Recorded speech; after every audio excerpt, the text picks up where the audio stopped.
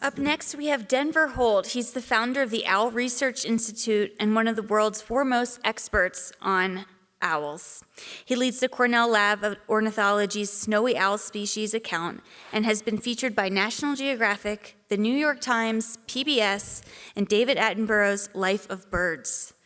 Tonight, Denver will guide us through the secretive world of owls and their unique adaptations across habitats, from tropical forests to Arctic tundras.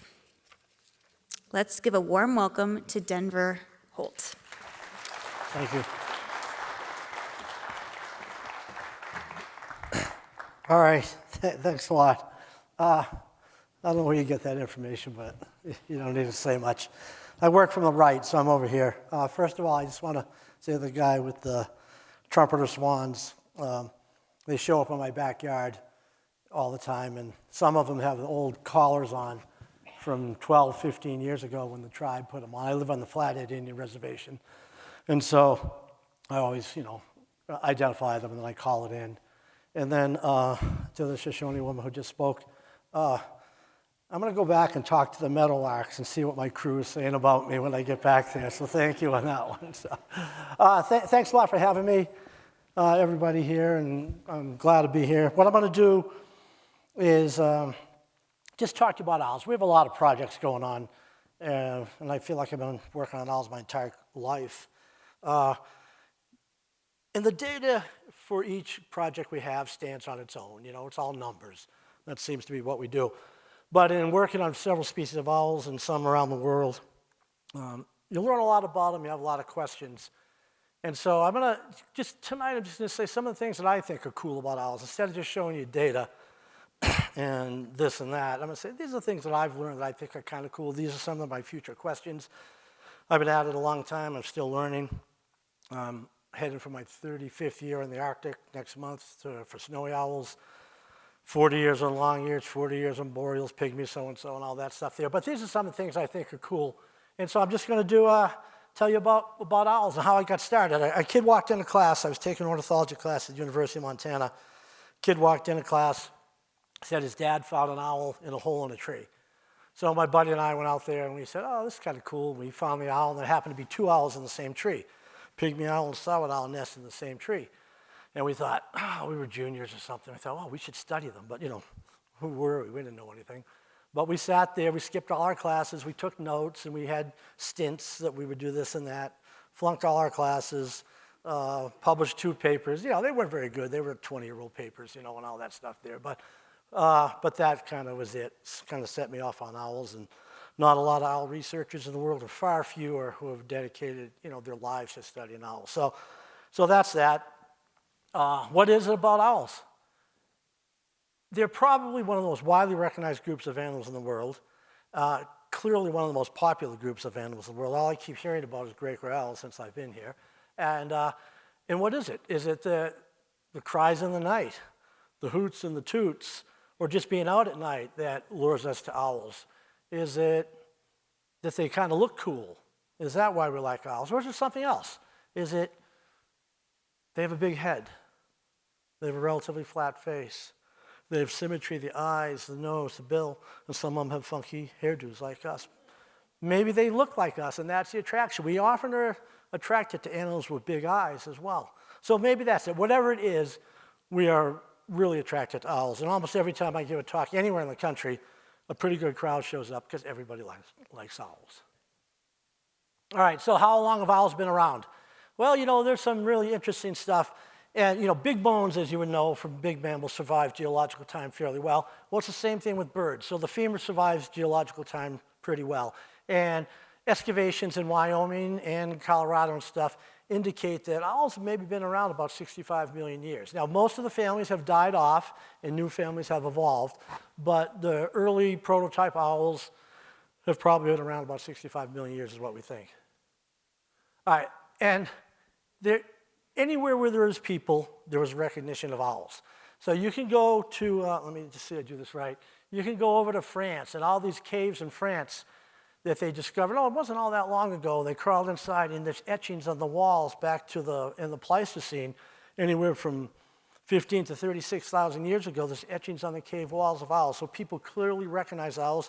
They might have eaten them, they might have admired them, etc. And then if you just keep going, it doesn't matter what it is. There's owls everywhere. There's trinkets and artifacts, the owl and the pussycat, and even the Greek silver coin here, Athena, the goddess of wisdom. I actually have one of these. One of the guys I guided for in his private collection dates back to plus or minus 400 BC. He gave me one of those. So we've been recognizing owls for as long as we've been around and owls have been around. And we don't get tired of owl books. There are just tons and tons of books. And whether they're science books or whether they're photography books or they're books about owls and art, it doesn't matter what it is. People just don't get sick of owl books. All right, so how many species are there in the world? You know, that changes now. When I started out, there was about 130 species or so, but now with molecular techniques and all that, depending on how you define a species and all that stuff, we recognize maybe 260, 270 species of owls in the world. And, you know, there's big owls like eagle owls here. There's small owls like pygmy owls. There's owls with round heads. There's owls with tufts. There's owls with brown eyes, yellow eyes. There's owls that nest on the ground. There's owls that nest underground like the burrowing owl. All continents except Antarctica. And the barn owl, which probably most of you know, is certainly the most widely distributed owl in the world, but the second most widely distributed bird in the world, second only to the peregrine falcon. Okay, and then for the United States and Canada, this is just, you know, here's a great horned owl. This is primary number 10, so it's the outer one on the wing here. And this is a pygmy owl. This is primary number 1. Just to give you an idea of the size, but also every niche has been filled by one species of owl or another. And so this one here has filled a niche, a specialized niche. This has also filled a niche, a more generalized niche. And then every habitat you can imagine, and everywhere except Antarctica, you can find owls. All right, so we break owls down into 2 families. Okay, the older taxa, the older families are the barn owls and the bay owls, and they're the oldest geologically. They all kind of have the monkey-shaped face. They all have dark eyes, kind of a whitish bill. It varies a little bit, and they all have little ears on the side here. The other owls, about 27 species of these guys in the world. And then there's the typical owls. No one knows what that means. You know, does that mean that these are atypical? But no one knows what it means. Nonetheless, these owls here, the typical owls, the ones you're most familiar with, they can have a round head, they can have tufts, they have a well-defined facial disc, and their ears tend to be big slits behind the facial disc here versus little holes on the side there, and we'll talk more about that later. All right, and then just breakdown. This is just kind of cool stuff. If you break it down, and this is how early taxonomists broke stuff together. These guys look like ducks, we'll put them over here. These guys look like shorebirds, we'll put them over here. Warblers over here, etc. And when they got to the owls, they said, hey, there's some structural differences between all the owls. Some of them look like this. So the feather is entire, so you don't see any kind of real deviation from an entire feather like that on pre-10. This one here has a little dip right here and has a notch over here. So these go over on this side, these go over on that side. If you look skeletal structure there, the old ones, the barn owls and bay owls, they have a small head, small eyes, really long bill. They all have 7 cervical vertebrae. You move down here. The sternum is different. These guys have 2 notches, 1 on each side. These guys have 4. And then the toes are different, and the toe arrangement is different. And you can see how, again, that's how early taxonomists kind of place things here. And the typical owls, you know, they have kind of a big head, big eyes, short, really strong bill. They've got two notches on the side of the sternum on each side, equal toes, etc. And so that's how they break down, and it still holds true today. So 2 families of owls in the world, the barn owls and the bay owls, and then the typical owls, whatever they add is. All right, now this side here, it's not a very good picture. And it's not a very good picture for a reason. Immediately, you know it's an owl. Everyone knows it's an owl. You just look at that big head and that flat face and the fluff around the head. You know it's an owl. Not everyone knows it's a shorebird. Not everybody knows it's a horned lizard. Not everybody knows it's a sparrow. But everyone knows what an owl is, and everyone knows what an owl looks like. Well, how do you find them? All right? And so that's what we want to kind of go through now is how do you find an owl? All right, so one of the things we've learned is they're generally in inconspicuous locations. They've evolved camouflage, coloration, and patterning and behaviors to render themselves during the day, most species, as rather inconspicuous and difficult to find. Because they're active at night and low light levels, they've evolved vocalizations, which are very unique to themselves, and they tend to be hoots, toots, whistles, clacks, pishes, etc. And we like to say in the owl world, the big ones are the hooters and the little ones are the tooters. And that holds true for most species. All right, so we set up survey methodologies to go out, listen for the owls, and then try to go in and find them for research and or whatever else we're doing. All right, so I'm going to put you in certain situations here. All right, you're somewhere in eastern Wyoming, I don't know, and you're camping along a river or something like that, and there's cliffs nearby, and you hear that shh, shh, shh. Would you have seen that barn owl sitting in the cliff as you're right in here above you? Would you have noticed the whitewash and thought it was fecal waste and not just white rocks? So think about this. Now, if you know a little bit about vocalizations, you know a little bit about the breeding season, you can find a lot of owls with some effort, all right? All right, all these beautiful aspen stands I'm seeing around here. You're walking through an aspen stand or a cottonwood bottom, and it's an evening, and you're out, and people walk their dogs. I saw more dogs today than I've ever seen in my life out and about. So, but you're out there and you're walking this late evening, and you hear,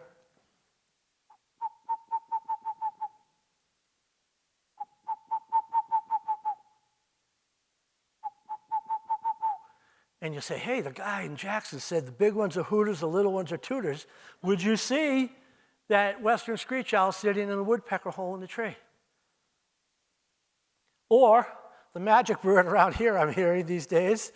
Now you're out doing cross-country skiing, whatever, and you hear woo, woo, woo, woo, woo, woo, woo, woo, woo. And we have studies of great grays as well. But would you see that great gray owl just sitting here in the trees, watching you pass on by? Probably not. All right, now you may be over in eastern Wyoming, and you're down in some chokecherry hawthorn thicket, and you hear a truck backing up, and you're like, I'm in the middle of nowhere. There's no trucks anywhere. But you hear,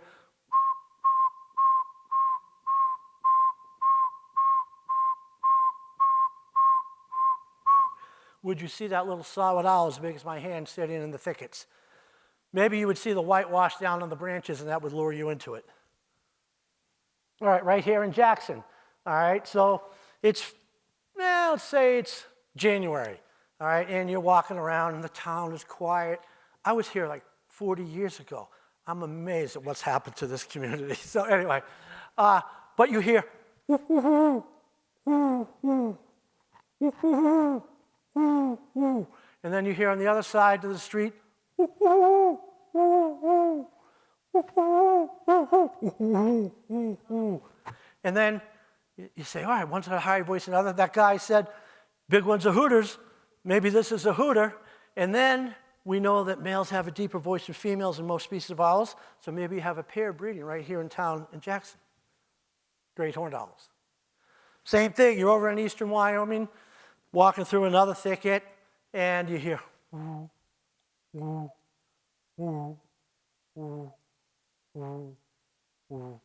Would you see that long-eared owl sitting in the chokecherry thicket right in here, just watching you pass on by? Okay, let's just say you're in Massachusetts now. You took a vacation. I met a lot of you who've come here from somewhere else. Maybe you came from Massachusetts. Would you see this screech owl sitting in the tree? Or you heard this, excuse me, first.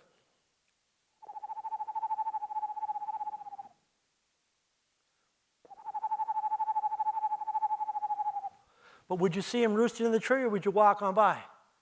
You probably would just walk on by. All right, and then you're sharp-tailed grouse hunting, you're pheasant hunting over in eastern Wyoming. You get into this willow thicket, and 25 owls come flying out of the brush here.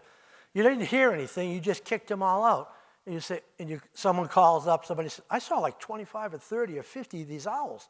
Well, some species of owls, very few species, will come together in the breeding season, non-breeding season, the wintertime primarily, like the long-eared owl, and they'll roost communally. And we've had up to 80 birds in roosts like this during a high vole year or high mouse year. So knowing a little bit about the biology, a little bit about hoots and toots takes you a long way. Okay, so now we want to go inconspicuous locations, right? Camouflage, coloration, and patterning. So you're out here somewhere in this area, and you hear,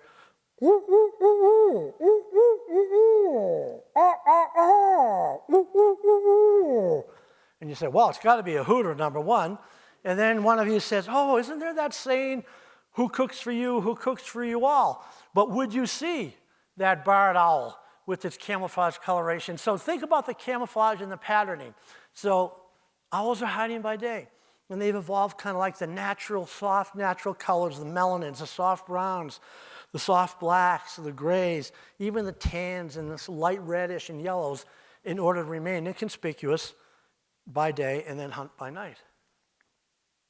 Would you have seen him?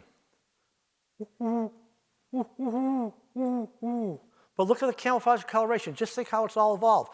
Inconspicuous location, coloration, and patterning. Would you have seen him? So just think about how many you've walked by. Now let's add behavior, all right? So you hear the owl, or what you think is the owl, the hooter or the tooter, all right? And you're walking in, you go, I know it's got to be in here somewhere. The owl sees you. I mean, that's part of what they do, is they're alert, all right? They see you. You're getting closer, but you know, you're who you are. You're a human, so you're not that great at this stuff. And so you get closer and closer, and the owl, and you're right near it, and the owl changes behavior. So now it has its inconspicuous location, its coloration, its patterning, but if it's got tufts, it might raise its tufts. It'll raise the eyebrows. It'll change the circular facial disc that we so recognize as an owl. It'll compress its body feathers, and it'll watch you walk by. Would you see it? It's a tufts, eyes, body. This is what I like about owls, this stuff, you know? When I bring my photography friends out, and they don't get the most beautiful picture of an owl by itself without anything in the way, they get so mad. I say, I want to see the twigs. I want to see where you can't see them. They go, well, that doesn't sell. So anyway, would you see it? Look, tufts, forehead, the eyebrows, eyes, bill, shoulder, Eastern screech owl. So you got there because you knew hooters and tooters and whistlers and clackers and pishers and all that stuff in the relative breeding season. But then you got to find them. And this one here, not all owls are in trees, right? We said that earlier. So when I talk about the mating season, it's usually males trying to attract females. It's kind of the same old story, right? Males trying to attract females for mating opportunities. And so most of the owls, you know, sing their songs, the hoots, the toots, and all that. But when you move to the open country, owls still hoot and toot and still sing their songs for their mates, but they also, like many other open country species, males will dance to try to attract their females. And you know, females don't give it up easy, so you got to be pretty good at this stuff. So let me just do this for you here. A short-eared owl. So when we're doing our surveys, we go out a certain time of the year, and we kind of got to figure it out now, but we're looking for sky dancing short-eared owls.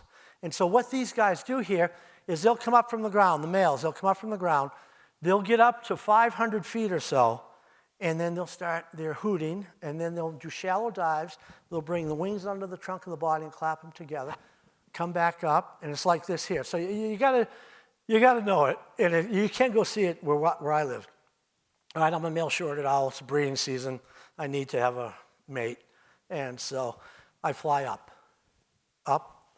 and up, and up. And I get up to the desired height, and then I'm going to either hang or I'm going to drift. I'm going to hoot, then I'm going to do my courtship flight. So I get up there and I go.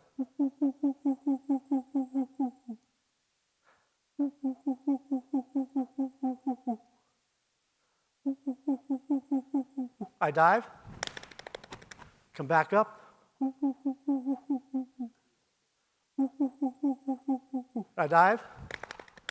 I come back up. And then there's some cue that only they know.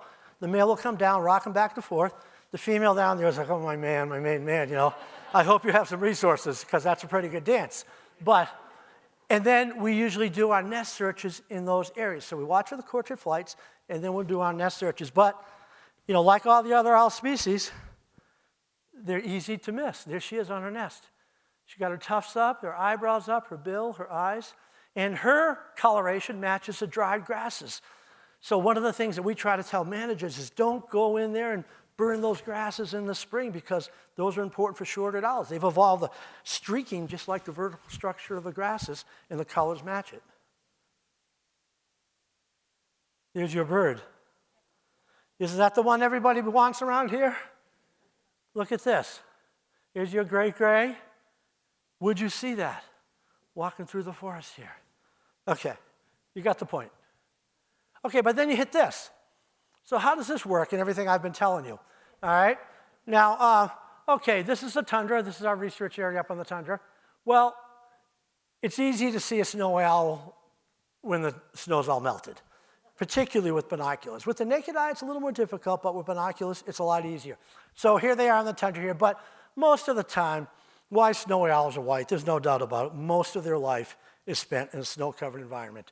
And so the snow melts off only for a short period during the breeding season. And this is a female snow owl, base white with markings. This is an adult male snowy owl, almost pure white. All right, but there's no doubt that given where they are, that they've evolved the color white to match the environment which they're in. Okay, let's go to some other things that are so cool about owls. Everyone talks about, how they fly. They just kind of float along. And why do they float along like that? They float along because they have a really light body mass divided by a lot of wing and a lot of wing area. And what that does, it gives them this light, what we call wing loading, and some of the lowest wing loading of all birds in the world, and they can just kind of float. And they can fly really slowly, just float just above the stalling speed because they still have to have forward thrust, and they can float and remain somewhat silent when they're flying, and also hear while they're flying. And so that's one of the things that makes it owl so unique is just that light moth-like flight. All right, so here's the short-eared owl. Relatively long wings, but it has all those adaptations. So the slow flight and the moth-like flight allows it to reduce aerodynamic flight noise, just created by molecules smashing molecules. And then other structural adaptations, and you all talk about silent flight of owls, but here's a nice shot. That's the leading feather, P1, right out like that. And these are the barbs that come off. And as the owl flies, it slices through the air and it reduces aerodynamic flight noise. Okay, and then you have the velvety texture on the side here, on the trailing edge, and that reduces friction noise as the feathers slide over each other, also suppresses air as it goes in between the feathers. So if you scratch your $300 Patagonia raincoat, you can hear that shh, shh, shh, shh, shh. That reduces that noise. And the next thing is a trailing edge fringe. And so that reduces flutter noise. You're sticking a piece of paper out the car window, driving down the highway, and it hits all that flutter noise. This reduces flutter noise. So you bring it all together on this barn owl here. Okay, so you're flying, air passes faster over the top than underneath. Air also moves out here. Those fringes out here help reduce aerodynamic flight noise. And also there's eddies out here, and it helps reduce the turbulence in the eddies with noise. And as the air passes over and meets it on the bottom here, those fringes help suppress flutter noise back here, and it reduces it all down to a somewhat silent flight. And what we've learned, too, over the years, that owls that have these structural adaptations, which are so well developed, tend to have well-defined facial disc, tend to have asymmetrical ears, where they have really good hearing, and we'll get to that, versus something like a snowy owl here, who's got really minimal structural adaptations on the wings, doesn't have a well-defined facial disc, has symmetrical ears, where vision is probably more important in a snowy owl, and hearing secondary. On the barn owl, other ones, hearing is probably more important and vision secondary. And here's just some cool comparisons. Great horned owl, snowy owl. The fringe really reduced. The barbules here reduced. The trailing edge fringe not as well defined. This is a fish owl from Japan. I've worked over in Japan, the largest owl in the world. Has no structural adaptations for silence because it wades in the water and jumps on fish. Versus the horned owl. A duck, you hear the ducks whistling over. It's got a continuous vein, a hard vein like that, and you can hear the whistling noise versus the owl. Okay, hearing. We all talk about owl hearing and how good is owl hearing. All right, well, so you see here, my ears are symmetrical, right? And they're on the same level. Several species of owls, one ear is higher than the other. All right, and it's evolved in certain areas where mostly it's in deep, dark woods where there's a lot of snow. It tends to be something of the northern species of owls. So birds don't have external ears, all right? So The tufts we'll talk about later. So the ears of most of these species of owls are behind the facial disc like on this great gray. Think of a satellite dish here. That's a snowy owl up there. Think of the satellite dish right here. All right, here's the ears funneling in sound. In some species, again, one ear is higher than the other. And this is what it looks like here. That's the tuft. That has nothing to do with hearing as far as we know. It's maybe just for camouflage. Here's the back of the disc right here. This is the ear slit. This is the back of the eye right here. And on the long-eared owl, the left ear is higher than the right. On the boreal owl, the right is higher. I think that got mixed. That got flipped because the right's higher than the left. Oh, that's right here. No, that got flipped. But anyway, don't worry about it. One is higher than the other, okay? So, and that allows the boreal owl. It's evolved all the way down there because they're up in the high elevation, lots of snow. They may do some elevational migration, but they may stay up there. So they have to have the ability to hear. And by having an asymmetrical position here, you can calculate on the vertical and the horizontal axis almost simultaneously, pinpoint the sound source and go down through leaf litter or snow, like great gray owls, you guys know what to do, but other species do it as well, and capture the sound source. So your boreal owl up here, I know you guys are after them too. It's a beautiful song. All right, when we do the surveys, it's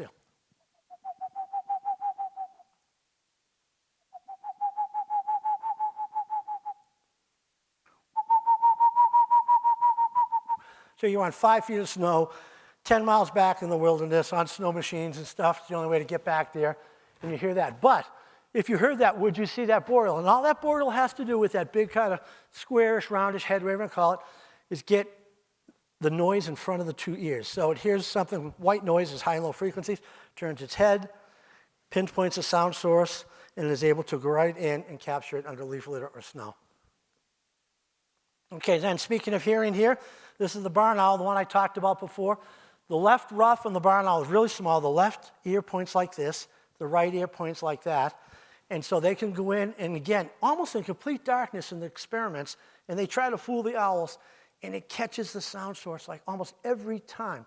But when they shave the facial disc off, the owl on the sides here, it misses on the vertical plane, but it does well on the horizontal plane. And we're pretty good on the horizontal plane, but not very good on the vertical plane here. And those people who do experiments, this is kind of neat to back up where hearing is important and vision is important. So lab guys are different, right? So they kill animals and they do things. And, but when they look at hearing apparatus in these owls here, they find that these ganglionic cells, which help in hearing, something like a barn owl's got 50,000 per unit area, and something like a hawk owl, but the little owl in particular only has about 10,000 per unit area. One is a hearing hunter primarily, the other is a vision hunter primarily, backed up by both. Eye color. Think of all the animals in the world, right? Most groups of animals have the same color as eyes. And so humans, we have a fair variety of eye colors. Well, owls have a fair variety of eye colors. Most common, however, are the yellow eyes, maybe 60 or so percent. Brown eyes, maybe 30-something percent. Then these guys about 5 or 7%. Then there's some miscellaneous. So most of the species have yellow eyes. And then look at bill color. Why have various bill colors? Supposedly owls can't see in color. Why have colored eyes and why have colored bills if you can't see in color? I don't know the answer, but those are the things that you think about. All right, and so all the barn owls, they all have brown eyes. And here's the barred owl here, cousin to the great gray. The barred owl's got brown eyes. Great gray's got yellow eyes. The long-eared owl in North America has yellow eyes. The long-eared owl in Europe has orange eyes. The spotted owl, huge brown eyes. And one of the things that's kind of interesting here now, when you look at these brown-eyed owls and you think about where spotted owls occur, particularly in the deep dark forests of the Pacific Northwest, there's other variations, but when I looked at that and I calculated, most of the dark-eyed owls are in deep dark forests, particularly down in the tropics. So maybe dark-eyed owls can bring in more light and project a brighter image on their retina than other owl species, but there's also, there's exceptions here and there which kind of throw a curve into my theory, but nonetheless, it's worth talking about. And look at the eye itself, all right? That's a great horned owl skull. It's almost as big as a quarter. Just the eye socket alone right in here. You could stick a chickadee's head inside there. It's so big. But there's limited movement. So like you guys are looking left and right as I move or up and down, and you can hear. Owl eyes don't move, less than 1% movement in the socket. All right? Some people think the eye had become so big to bring as much light in as possible that they weren't able to develop the musculature needed for eye movement up and down and side to side. It's a theory, but that's what people talk about. But it may not matter, because if you can turn your head 270 degrees, if they can even do that far, in 2 turns of the head, you can look completely around you. So it may not matter. Okay, binocular vision in birds is very uncommon. But in owls and other birds of prey, binocular vision is common. This is how they get by. And so depending on the species, the degree of overlap can be 40 to 70%, a degree of overlap with both eyes, field of view of 100, 125%. And that just helps in depth perception, monitoring movement, etc. And this here, you know, the owl eye is convex on both ends. The rod-cone ratio is different, so we see the colors today here because right now we're using the cones. And the cones have oil droplets, which enhance color, but as night falls, you lose color, particularly red first. And that's when you need your rods. And we have rods as well, but if we look off-center, we can use our rods. But if we look center or something, we're not very good. So owls have a higher ratio of rods to cones. We have a higher ratio of cones to rods. Simply that means bringing more light, project a brighter image in their retina. Nictitating membrane. You know, I don't know if all birds have it, but many birds have nictitating membranes. But for some reason, people think it's cooler on owls, which I understand. And that's simply just like the windshield wiper helps moisten the eye, help protect the eye when you're crashing the grasses and all that. Cool picture. Color morphs. Only a few species of owls in the world have various color morphs, right? And they're all genetically controlled. So the eastern screech owl is a classic in our area of the United States and Canada. And so when you look at it, the theories behind it were kind of like bark matching. Like the old ornithologists and naturalists said, oh, they've evolved these colorations in order to match the trees in which they spend most of their life. You know, bark matching was it. Right? Other people thought, I wonder if there's any alternate explanations to that. So we'll get to it in a minute here. So anyway, you can have red breeding with red, and you get kind of a higher percentage of red. So maybe it's 60-40 or something like that. Then you can have red breeding with gray, and you have a high percentage of red to gray. And then when you get gray breeding with gray, you have no reds. So the geneticists tell us that the gene there is dominant. Red is dominant when it occurs. All right, so other people now think that the bark matching has some merit, but in laboratory experiments, they're thinking in one Ohio study, when a very cold winter occurred over 30 years, these guys lived, these guys disappeared. They think they all died. So laboratory experiments have shown that the gray morphs might have a little bit of thermal advantage than the red morphs. And so during cold weather, the red morphs disappear. But here's the red morph here. But now here you go. This is the eastern screech owl of eastern Wyoming and eastern Montana. It's kind of bark matching. So I don't know the answer, but you know, that's the one thing about research. You know, I just had the best meme. You know, what was it, Gina? Question science? Question science. Science is questioning science. So just because a scientific paper is published doesn't mean it's the last word. All right, so anyway, so remember that. I question it all the time, but I get in trouble. Okay. All right, and then there's this, okay?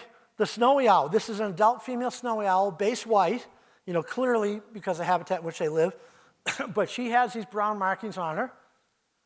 And there's the adult male. So young snowy owls, if I can do this, young snowy owls kind of look like this. Sometimes they're more heavily marked. And they lose coloration as they get older, both males and females. But females always retain this, while males, they become bright white maybe 4, 5, or 10 years. So a little bit different from everything else, because all the other owls, the males and females, basically look alike. So we have some theories behind it in some of our research. It's kind of interesting. Older, these males, only bright white males breed. Younger males that kind of look like females, they sit on the sidelines, they hang out in like bachelor groups, you know, they're working the ski resorts and they're on the beach and stuff like that, but they don't have jobs, all right? And so Females only breed with older white males with resources in our study area. We have the data to prove that. The resources are lemmings, you know. And so that's the theory behind that. All right, keep going.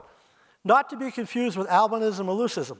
This is a screech owl, eastern screech owl. Some people say there's 5 stages of albinism. Some people say it's just elusivism. I'm not going to get in the argument. But there is an eastern screech owl, lived for about 8 years before it disappeared, had few brown feathers, kind of an orangey bill, somewhat pink eyes. Was it an albino? Was it leucistic? You know, someone else can argue that. And this is your bird again. This is, of all the owl species in the world, the great gray owl seems to show more variation, more elusivism than any other group. There's more records of great gray owls being white, semi-white, you know, partially white, leucistic, and all that stuff. I don't know why it is, but the great gray owl seems to have more than any other group.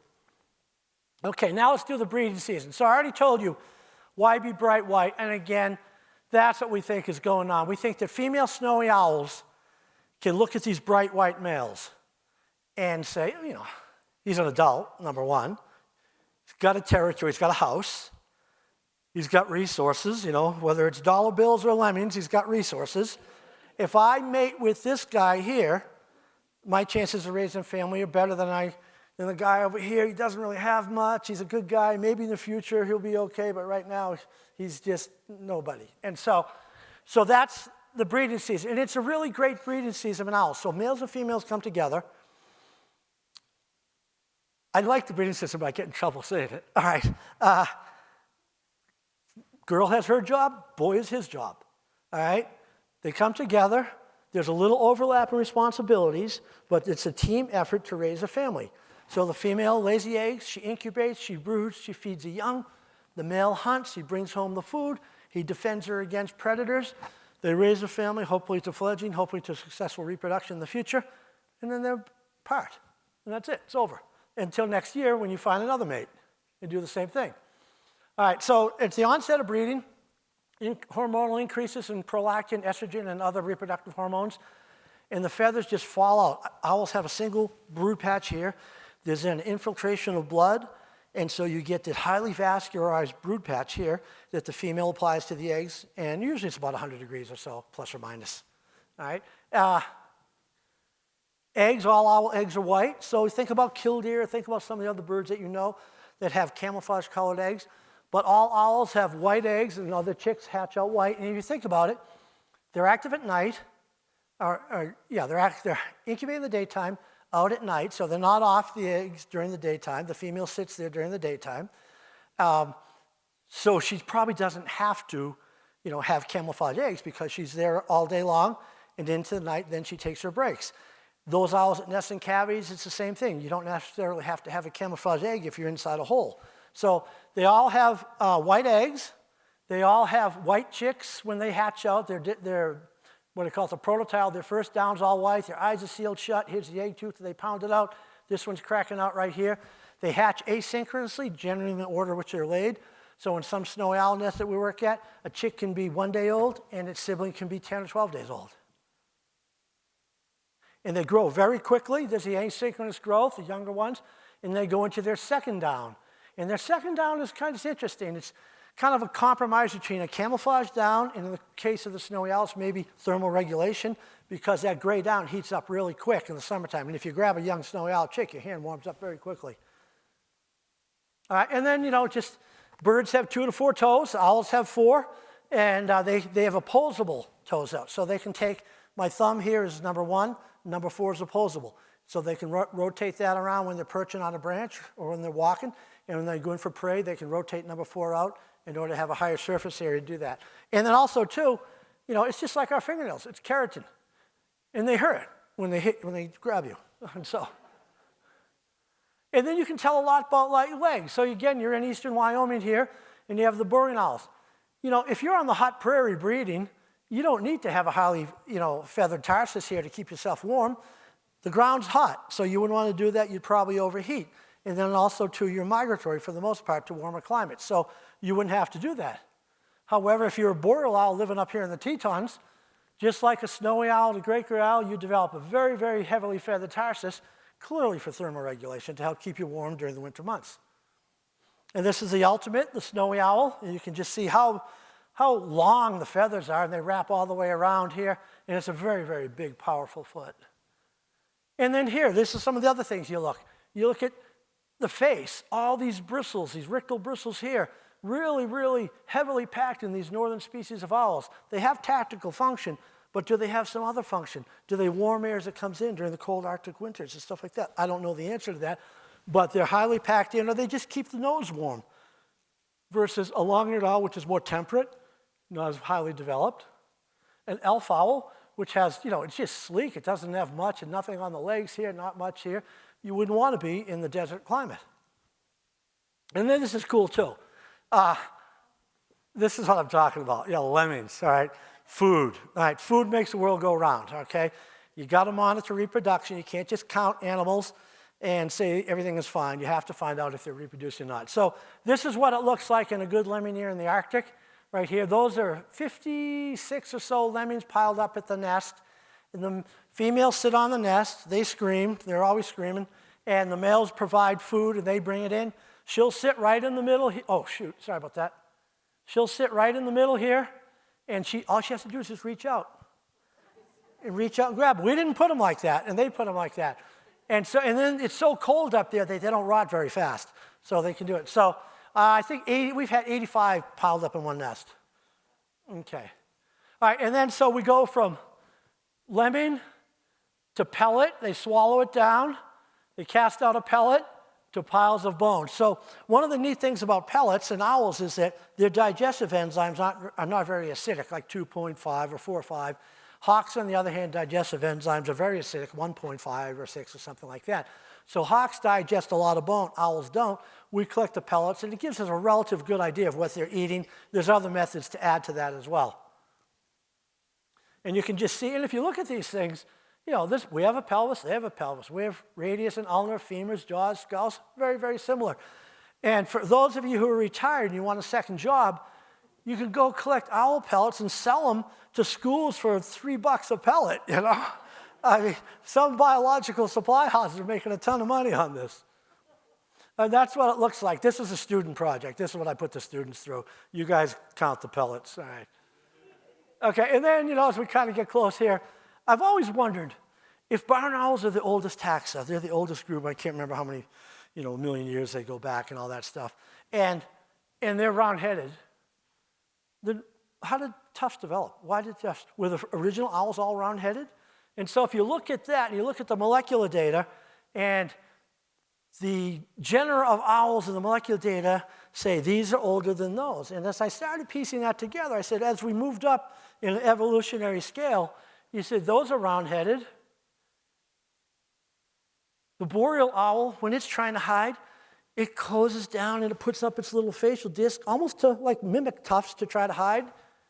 And then you move to the flame-related owl. There's different lineages of owls. Maybe those who had tufts survived a little bit better than their, the brother or sister that didn't get tufts, and they pass those genes on. So what I think is going on here, the short-eared owls, snowy owls, is that tufts are probably this evolved trait, long-eared owl up in here, over time, and just, again, to enhance camouflage. Okay? And then right here, great horned owl, same thing. And then specialized feathers. This is kind of cool, and we'll kind of end it on this. So I want you to look at this guy here. All right, you guys all know a pygmy owl. All right, so look at him or her. Look at him. Look at her. Look again. Look again. That's the back of the head.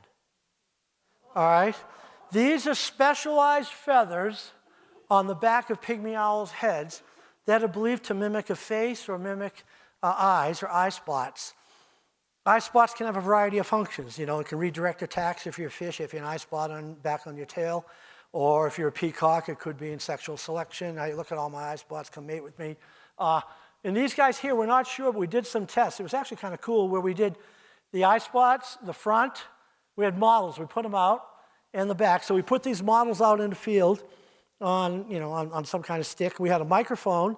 We went off there. We had to get to an area that was surrounded by vegetation, and we played the pygmy owl call. Then the chickadees and the nuthatches all come in, and they come in to do their mobbing. Oh my gosh, because pygmy owls eat a lot of birds. You know, we get complaints all the time that people say, pygmy owls are at my feeder and they're killing all the chickadees and nuthatches, and I hate them. And I have to tell people, I said, you're still feeding birds.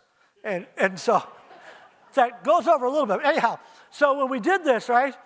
So we did this, and what it turned out was the birds would come in kind of random directions. We had dowels set up and all that stuff. And they would come in random directions, and then they would kind of settle into where they wanted to be. And so when we put the model out without tufts, they gravitated to the back of the head. Rarely did they whack it, but every once in a while, but they came in pretty close. And then when we put the model out with the eye spots, they gravitated to the front, to the real eyes. And so what we kind of concluded was that this acted like a super stimulus, I see you, and then they move around to the other side, and then the owl can monitor the threat and or turn it into a hunting opportunity. So the take-home message is inconspicuous locations, camouflage color and patterning, and behavior. If you know the big ones are hooters and the little ones are tutors, you do your surveys. So we were doing a survey along here, and we heard some hooting. We went to this site, looked for pellets and whitewash down here, went into the habitat, spent hours in the habitat, never found an owl, but we had a good time. Thank you very much.